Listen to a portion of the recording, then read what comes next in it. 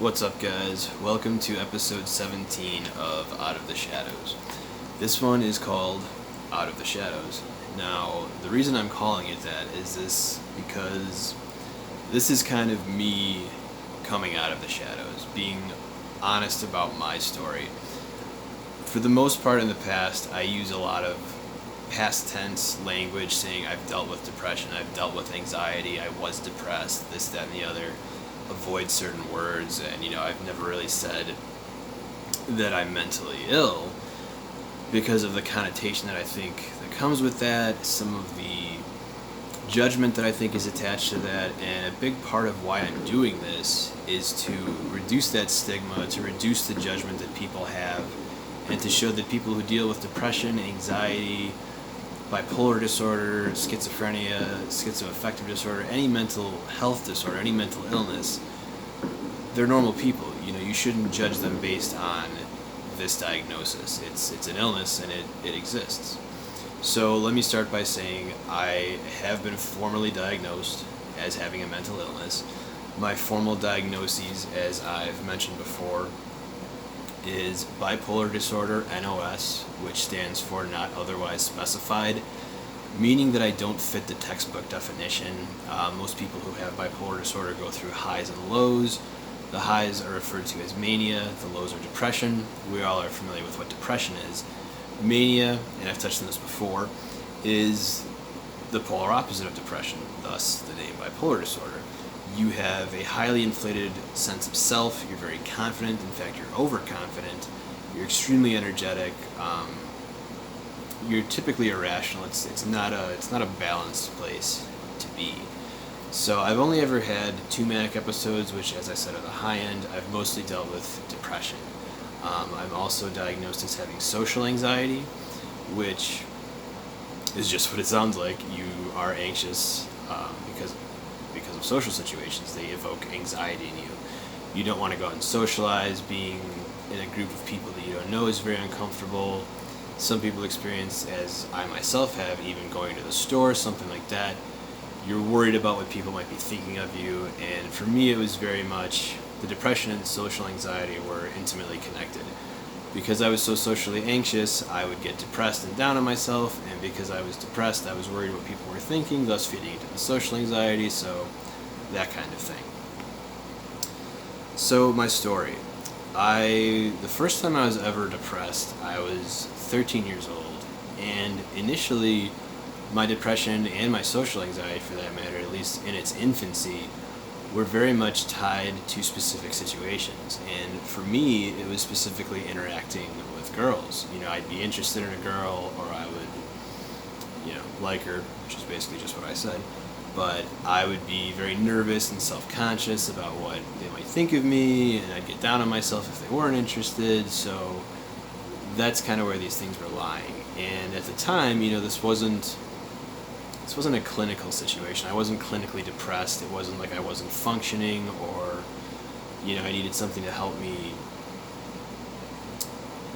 function. As I just said, I was able to get out of bed. I was still socializing with my friends. It was just this one situation, and I very much just figured, all right, well, it's a phase. It's a teenage phase. This is normal. And to a degree it is. Many teenagers will deal with, different emotions, depression, that sort of thing. However, for me, things got progressively worse as I got older. I'd say when I was 16 years old, I had my first clinical depression. It was very much a feeling of just consistently being lethargic, no motivation. I didn't really want to do anything. I didn't like socializing. My social anxiety had gone from being specifically in the context of females to now everyone. If I met someone I didn't know, I was very quiet, very self-conscious. It was very hard for me to function in a social situation. My anxiety was also, I was an anxious driver, and I probably was until about 6 months ago. And depending upon who you ask, they might say even more recently I've only become less anxious as a driver. But that's not the point of this video. So as I said, 16, it was definitely what appeared to be more of a, wow, you're clinically depressed. This is inhibiting your functioning to a degree. I was still going to school. I was still going out in terms of seeing friends, but very, very, very low energy and low motivation.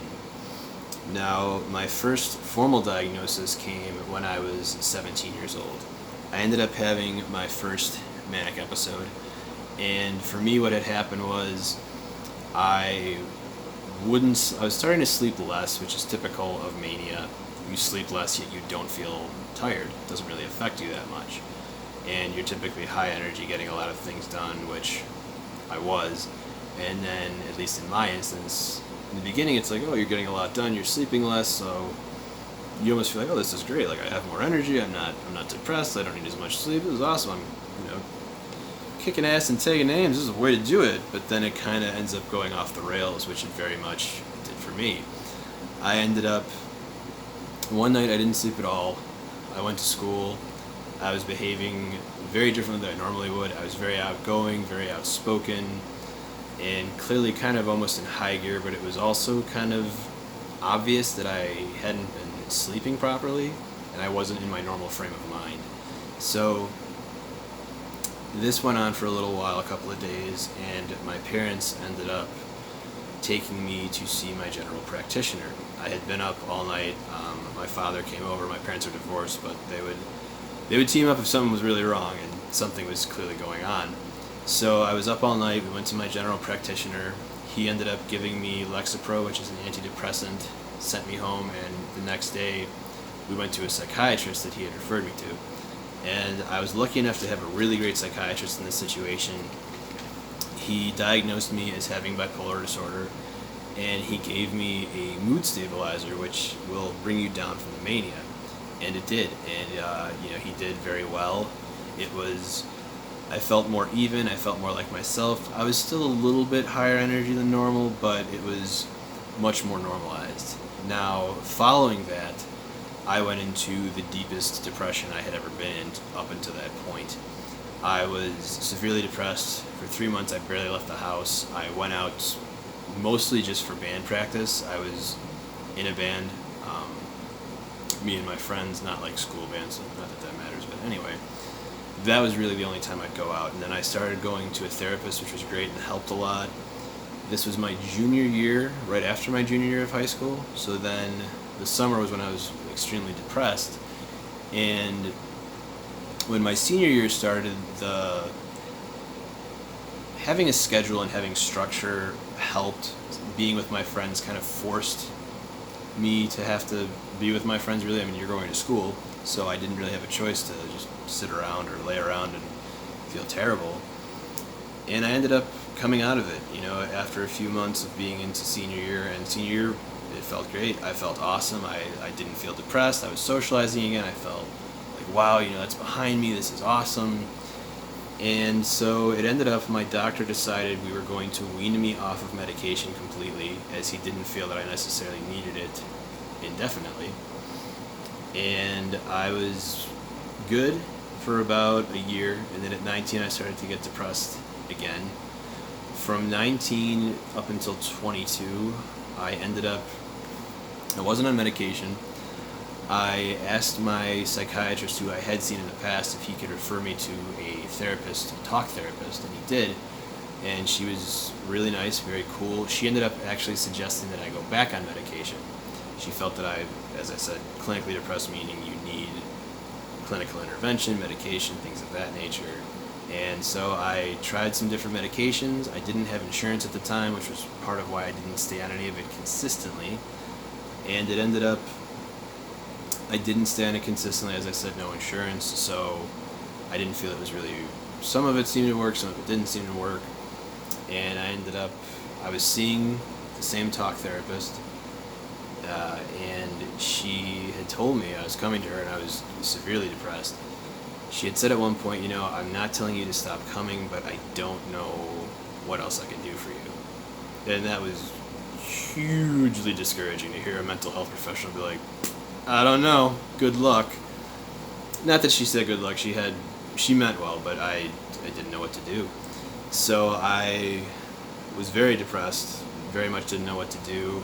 As I said, I was about 22 at this point, and I started researching different things, treatment options, things like that, and I had found that there was Prozac would come up a lot, saying that Prozac was helpful for people with social anxiety. So I was like, oh man, like I gotta try this. This is totally the way to go. So I started Prozac, which ended up being helpful. Now what I'm going to do is I'm going to pause here, and I'm going to put up part 2 immediately, just so you guys know. But I'm running out of time on my little camera. So this is end of part 1. Part 2 will be posted the same time as this one, so just give it a second. But quick intermission.